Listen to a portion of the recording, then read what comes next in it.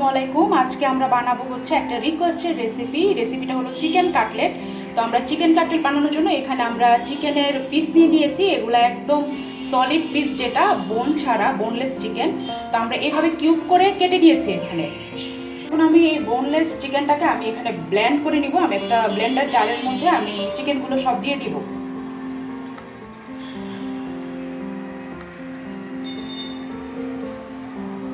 আমি একবারে চিকেনের সঙ্গে আদা আর রসুন বাটা এই দুইটা একসাথে আমি ব্লেন্ড করে নিব। তো আমি এখানে 1 চামচের মতো আদা বাটা আর রসুন বাটা দিয়ে দিলাম। 1 মুঠ পরিমাণে আমি এখানে কাঁচা পেঁয়াজ দিয়ে দিলাম।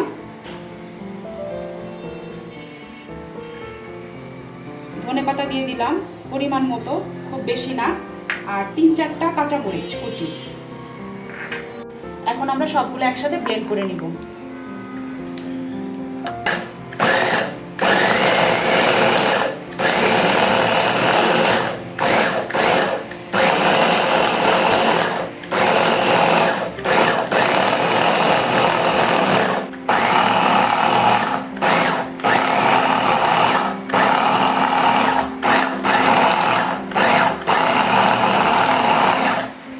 আমি এখন এই পর্যায়ে হাত দিয়ে ভেঙে একটা স্লাইস পাউরুটি আমি এটার সঙ্গে মিশিয়ে দিব।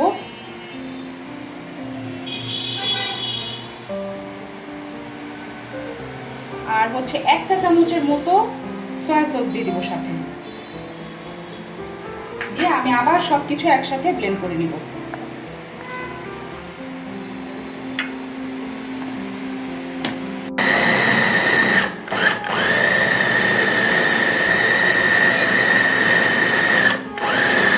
কাটলেটের মিশ্রণটা এখানে আমি নামাই নিয়েছি ব্লেন্ডার থেকে। এখন এটার মধ্যে আমি বিভিন্ন ধরনের মশলা মিক্সড করব। তো প্রথমে আমি এখানে হচ্ছে 1 চামচের মতো হচ্ছে লবণ দিয়ে দিব পরিমাণ মতো, কারণ যেহেতু এটা এখানে সয়া সসও আছে। তো আমি লবণটা একটু টেস্ট অনুযায়ী বুঝে ব্যবহার করব। এখানে হচ্ছে গরম মশলার গুঁড়া আমি দিব 1/2 চা চামচের মতো। তারপর লাল মরিচের গুঁড়া দিব 1/2 চা চামচের মতো। জিরার গুঁড়া দিব 1/2 চা চামচের মতো। আর এখানে আমি একটা কাবাব মশলা নিয়েছি। আপনারা যে কোনো ধরনের ব্র্যান্ডের কাবাব মশলা আপনারা মিক্স করবেন। এখানে আমি এটা 1/2 চা চামচের মতো দিয়ে দিলাম। তারপরে আমি এখানে 2 চা চামচের মতো টমেটো কেচাপ মিক্স করে দেব।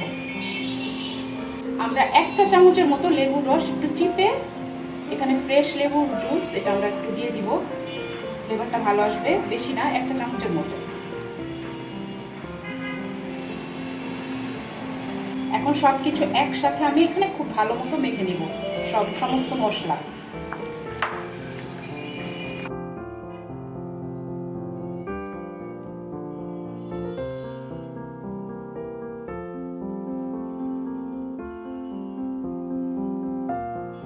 আমি এখানে 2 চা চামচের মতো একটু ব্রেড ক্রামের গুঁড়া আমি এটার সঙ্গে মিক্স করে নিব। এতে টেক্সচারটা খুবই ভালো আসবে।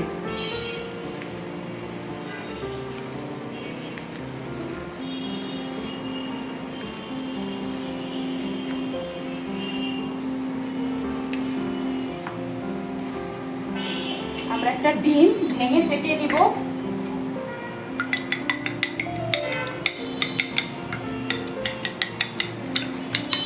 আমি এখানে হচ্ছে শেপটা দিব আমার কাটলেটের। আমি যেখানে নিয়ে নিলাম কিছুটা অংশ, এভাবে স্প্রেড করে আমি এটা শেপটা এরকম ডায়মন্ড কাট দিয়ে নিব।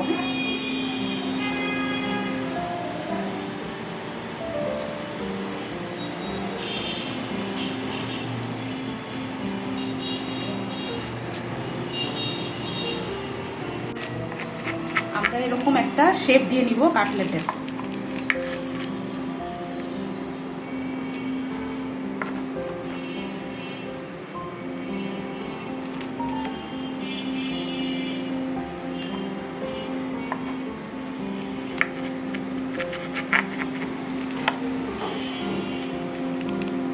এভাবে করে আমরা সবগুলো কাটলেটের শেপটা দিয়ে নিব। আমরা কাটলেটটাকে একটু ফেটানো ডিমের মধ্যে চুবাই নিব। খুব আলতো করে কাজটা করবেন, কারণ এটা এখনো খুবই সফট আছে। তো আমরা হচ্ছে এই যে অরেঞ্জ ব্রেড ক্রামের মধ্যে দিয়ে দিব।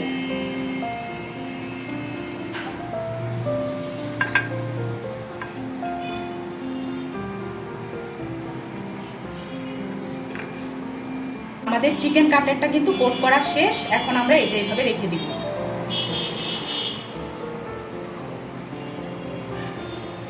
আমরা সবগুলো কাটলেট এভাবে কোট করে নিয়েছি ব্রেড ক্রাম্ব দিয়ে। এখন এটা আমরা ভাজবো। পরিমাণের মতো তেল দিয়ে নিলাম। এখন তেলটা গরম হলে আমি কাটলেটগুলো ভাজা শুরু করব। আমি একটা একটা করে কাটলেটগুলো দিয়ে দিচ্ছি।